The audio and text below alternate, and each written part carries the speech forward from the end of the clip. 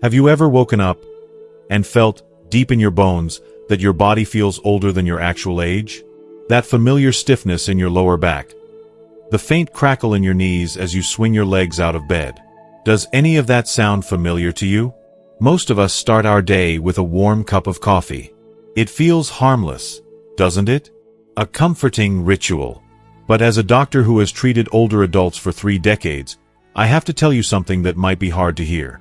For a body over the age of 60, that simple habit, that comforting ritual, could be silently robbing you of your strength, making your joints ache even more, and even contributing to the very slips and falls that threaten our independence. But here is the shocking truth. The greatest threat to your independence as you age often isn't a major illness we all fear. It's found in 5 small, seemingly insignificant morning mistakes that I see 90% of my patients making, completely unaware of the damage they're causing. I'm not talking about theory. I'm talking about reality. Let me tell you about Eleanor. She's one of the most inspiring people I know, still tending to her own home and garden at 94 years young. But it wasn't always this way.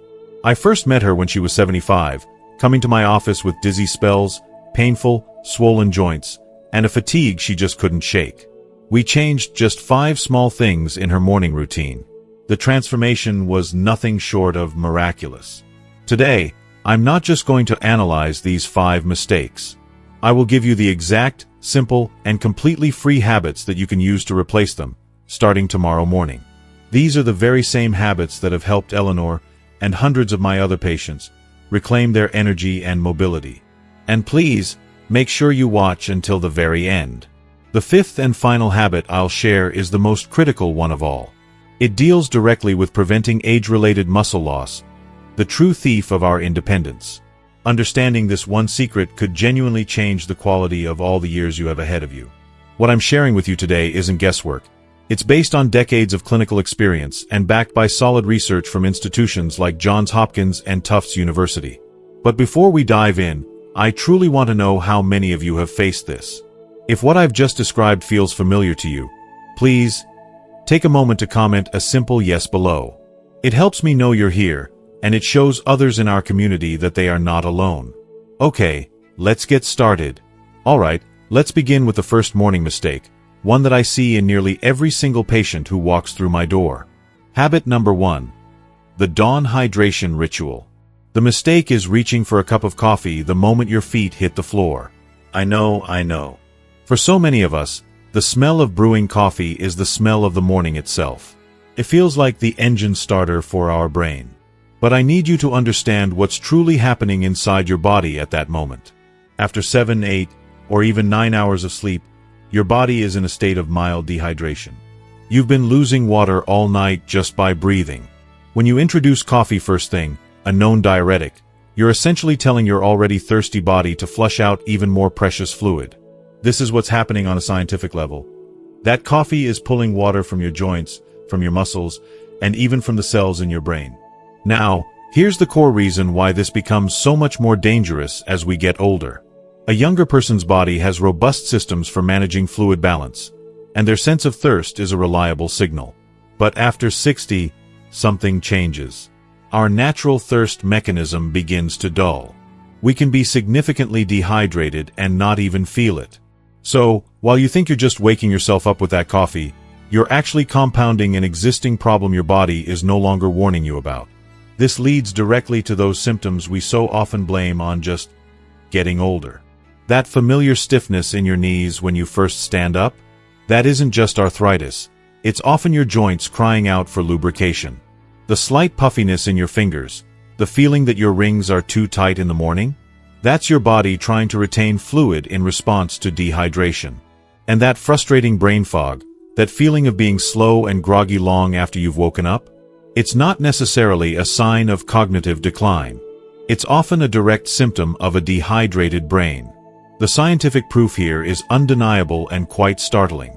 Research from the experts at Johns Hopkins University has shown that even mild dehydration, just 1 or 2%, can reduce cognitive function in older adults by a staggering 25%. Think about that. A quarter of your mental clarity could be missing simply because you haven't had a glass of water. I saw this exact scenario play out with a wonderful patient of mine, a woman named Carol. She was 82, sharp as a tack, but plagued by daily headaches and dizzy spells that made her terrified of falling. Her cupboards were filled with prescriptions, but nothing seemed to work. I looked at her routine and saw it immediately. She started every day with 2 strong cups of black coffee. I asked her to make one single change. Just one.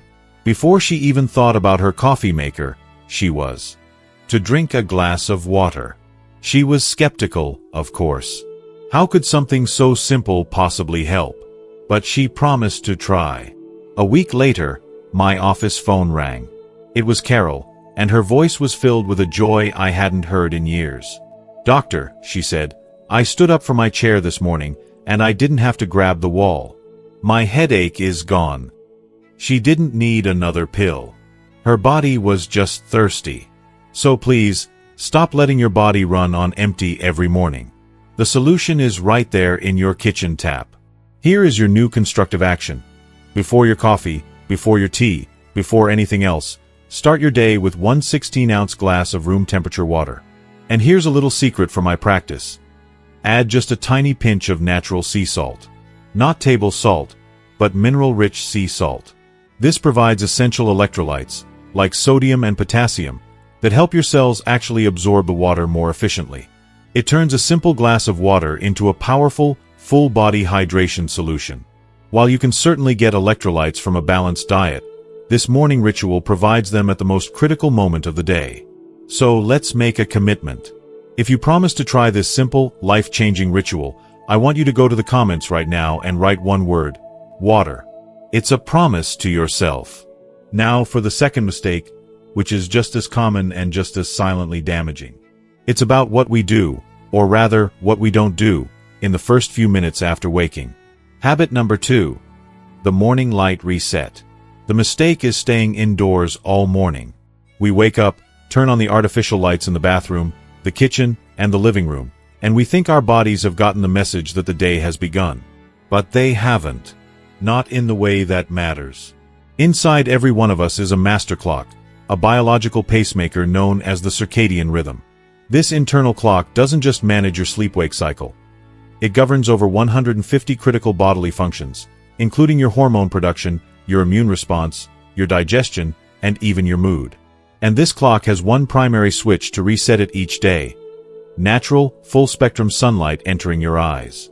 Artificial light from a lamp simply doesn't have the specific wavelengths or the intensity required to do the job properly. Here's the core reason this becomes absolutely essential as we age. As our bodies get older, the systems that regulate our key hormones become more delicate. The production of melatonin, the hormone that makes us sleepy, and serotonin, the hormone that makes us feel happy and awake, can more easily fall out of sync. Without the strong, clear signal of morning sunlight, your brain may not fully stop producing melatonin. This means you can walk around all day in a state of biological twilight, feeling tired, unmotivated, and a little bit down, even if you got a full 8 hours of sleep. It's also why so many older adults struggle with sleeping through the night. A weak morning signal leads to a weak evening signal, making it harder for your body to know when it's time to wind down and produce the melatonin needed for deep, restorative sleep. That feeling of being tired but wired at night often starts with a lack of sunlight in the morning. The science on this is absolutely fascinating and incredibly empowering.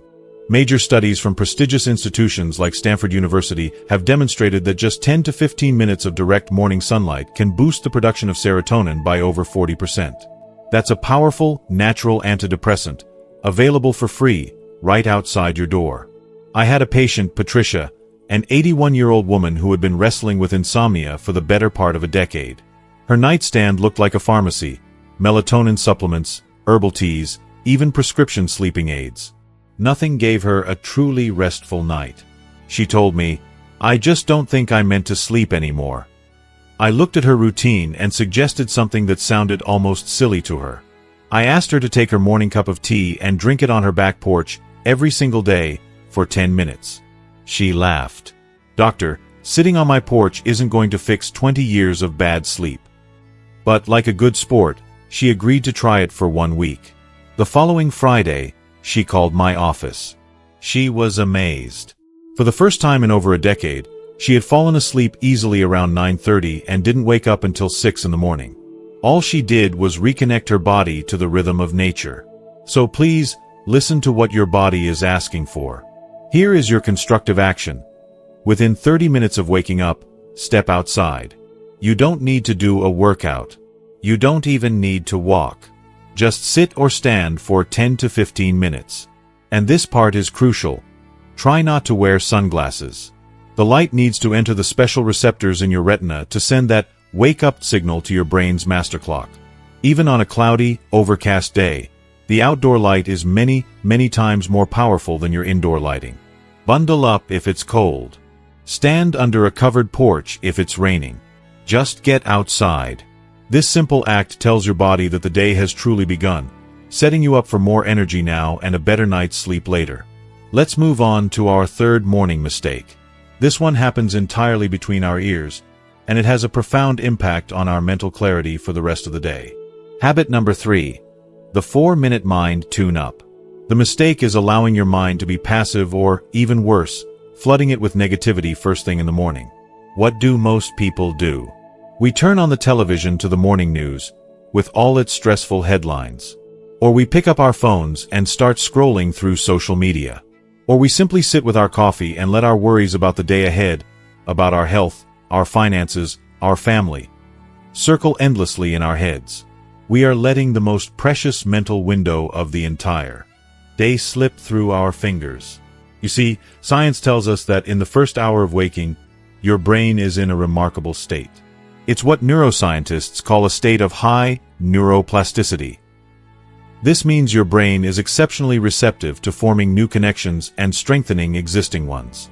During this time, you also have elevated levels of a crucial protein called brain-derived neurotrophic factor, or BDNF. You can think of BDNF as a kind of miracle grow for your brain cells, helping them grow, survive, and communicate more effectively. This is the core reason why using this window wisely is so vital as we get older. We all have moments we fear, walking into a room and forgetting why we're there, or struggling to find the right word in a conversation. We worry that these are signs of an inevitable decline.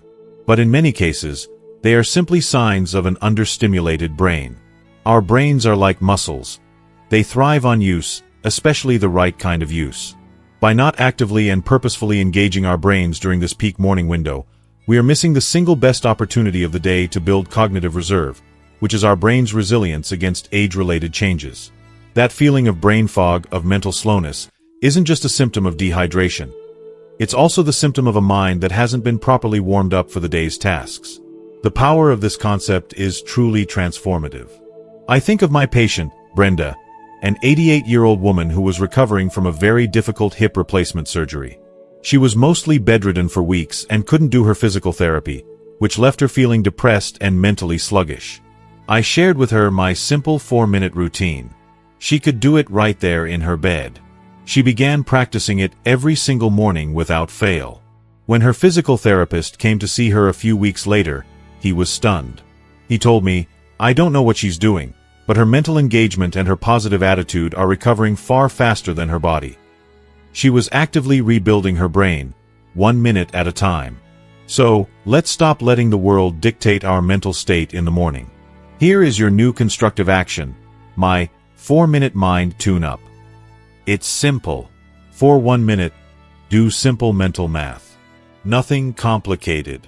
Just something like 23 plus 18, or 5 times 6. This activates your brain's logic centers. For the next minute, learn one new word. Just one. You can get it from a dictionary, a calendar, or an app. Say it aloud and use it in a sentence. This fires up your language pathways.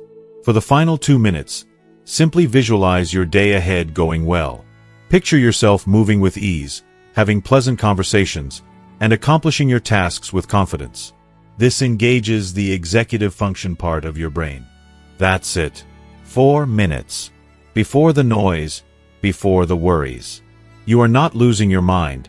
You just need to give it a reason to wake up. If you found this idea surprising or powerful, please share that with me by commenting "wow" below. This brings us to our 4th morning mistake, a physical one that directly impacts our safety and our ability to live independently for years to come. Habit number 4. Graceful motion. The mistake is either not moving at all upon waking, or perhaps even more dangerously, doing the wrong kinds of stretches. For years, we were taught to wake up and do big stretches, touching our toes, twisting our spine, rolling our neck. I had patients who swore by their old 90s yoga tapes. The problem is, what worked for our bodies at 40 can be actively harmful to our bodies at 70 or 80. Here's the crucial science behind it. As we age, the fluid-filled discs in our spine and the cartilage in our joints naturally lose moisture overnight, making them stiffer and more vulnerable in the morning. The connective tissues, our ligaments and tendons, also lose their elasticity. When you force these cold, less flexible tissues into a deep stretch or a sharp twist, you risk creating tiny micro-tears. These tears lead to inflammation, instability, and pain. Your body isn't trying to be difficult, it's trying to protect itself. This is the core reason why our entire approach to morning movement needs to change as we age. Our primary goal in the first 30 minutes of the day is not to become more flexible. It is to become more mobile. There's a big difference. Flexibility is about the length of your muscles. Mobility is about the usable, pain-free range of motion in your joints. We need to gently reintroduce fluid and blood flow to our joints, warming them up like an old car on a cold winter morning. This is what prevents that shocking, sharp pain in your back when you bend over unexpectedly. It's what improves your balance and prevents that terrifying moment of feeling unsteady on your feet. That feeling of being fragile or fearful of movement isn't a mandatory part of aging. It's a direct result of not moving with wisdom and respect for our body's changes. The proof of this approach isn't found in a textbook. It's seen in the lives of my patients. One of the most memorable was Dorothy, a lovely 87-year-old who had become completely dependent on her walker, especially in the morning. She called it her morning crutch. She had resigned herself to the idea that this was just her life now. She had stopped stretching because, as she put it, "It just hurts, dear." I didn't give her a single stretch. Instead, I taught her a simple, 7-minute sequence of gentle, joint-focused movements she could do while sitting in a sturdy chair. She was hesitant, but she was willing to try anything. 2 weeks later, she walked into my office for her follow-up appointment. Without her walker. She had left it in the car. With tears in her eyes, she said, "I feel like my body woke up." Her body didn't need to be forced, it needed to be invited. So please, let's stop fighting our bodies and start working with them. Here is your constructive action, a simple 7-minute, graceful motion sequence. Number 1. Seated shoulder circles. Just 30 seconds forward, then 30 seconds back. Number 2. Seated marching. Gently lift one knee, then the other, for 1 minute. Number 3. Doorway chest expansion. Stand in a doorway and gently press your palms into the frame to open your chest for 30 seconds. Number 4. Supported squats. Hold onto a sturdy counter and slowly bend your knees, only as far as is comfortable, for 1 minute. And number 5. Seated ankle circles. 1 minute for each ankle. That's it. No pain. No matter. No getting on the floor. It is a morning act of self-respect. Remember, mobility isn't about vanity. It's about dignity. And finally, we arrive at the 5th and, in my clinical opinion, the most impactful mistake of all. This one habit is directly tied to your strength, your energy, and your ability to remain independent. Habit number 5. The strength-building breakfast. The single most dangerous morning mistake is eating a breakfast that is high in carbohydrates and low in protein. I'm talking about the classic American breakfast, a bowl of cereal, a piece of toast with jam, an English muffin, a bagel, or maybe just a piece of fruit like a banana. These foods give you a quick burst of energy from sugar, but they do absolutely nothing to feed what your aging body needs most, your muscles. The science on this is critically important for everyone over the age of 60 to understand. After about age 50, our bodies begin to experience a phenomenon called anabolic resistance. It's a complicated term for a simple, harsh reality. Our muscles become less responsive to the protein we eat. This means that even if you're eating the same amount of protein you did in your younger years, your body struggles to use it to repair and maintain your muscle tissue. This leads to a gradual, silent loss of muscle mass, a condition called sarcopenia. Sarcopenia is the true, hidden culprit behind so much of what we fear about aging. It's the reason it becomes harder to get up out of a chair. It's the reason we can no longer open a stubborn jar lid. It's the reason our balance falters and our risk of a life-altering fall skyrockets. That feeling of weakness, of frailty, isn't just in your head. It is the direct physical result of muscles that are literally starving for the right building blocks at the right time. And the most important time to deliver those building blocks is in the morning. Why? Because after fasting all night, your muscles are in a breakdown state and are primed for repair. Feeding them carbohydrates first thing sends a weak signal, but feeding them a concentrated dose of protein sends a powerful command: rebuild. Get stronger. The research from the Nutrition and Aging Laboratory at Tufts University is the gold standard here. Their work has shown, conclusively, that older adults who consume 25 to 30 grams of high-quality protein within the first hour of waking have significantly better grip strength, faster walking speed, and much slower rates of muscle loss, no matter what they eat for the rest of the day. This one meal is that powerful.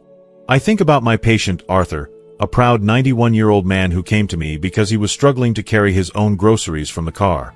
"I just feel so weak, Doc," he told me. His breakfast: toast and black coffee, every day for 50 years.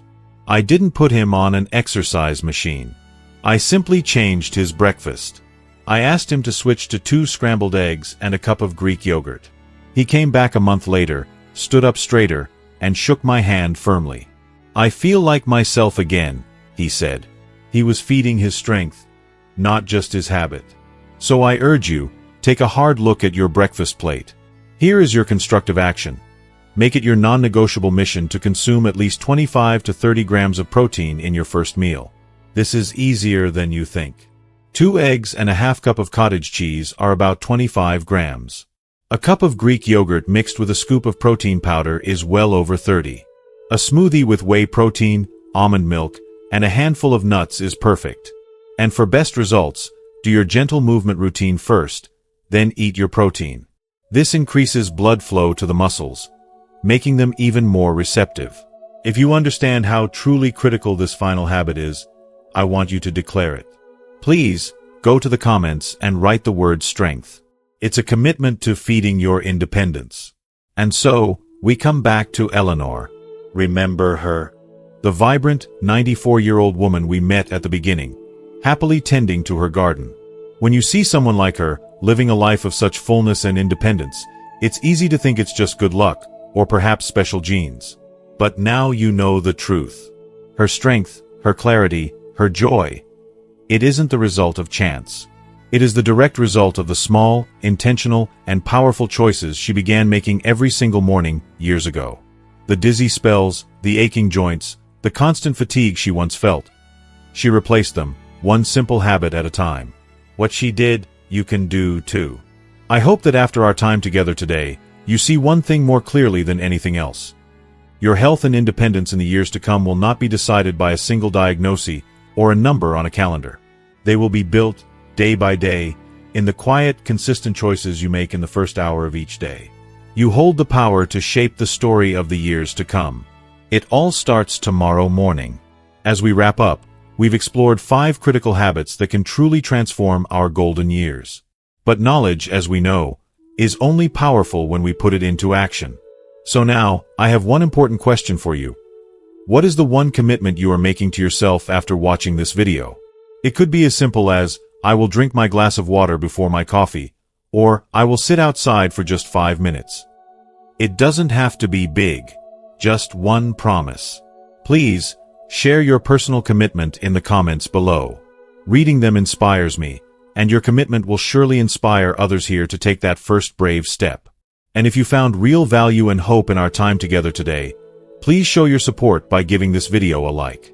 It's a small click for you, but it helps this message reach so many more people who need to hear it. To ensure you continue on this journey with us, and never miss another video full of life-changing wisdom, hit that subscribe button. It's more than just subscribing. It's joining a community. A community of people dedicated to living our best lives, together. Finally, I ask you to think of one person, a friend, a sibling, a neighbor, who needs to hear this message today, and please share it with them. You never know when a simple video can be the spark of hope they've been waiting for. Thank you for your time and your trust. Until next time, be well, and be kind to yourself.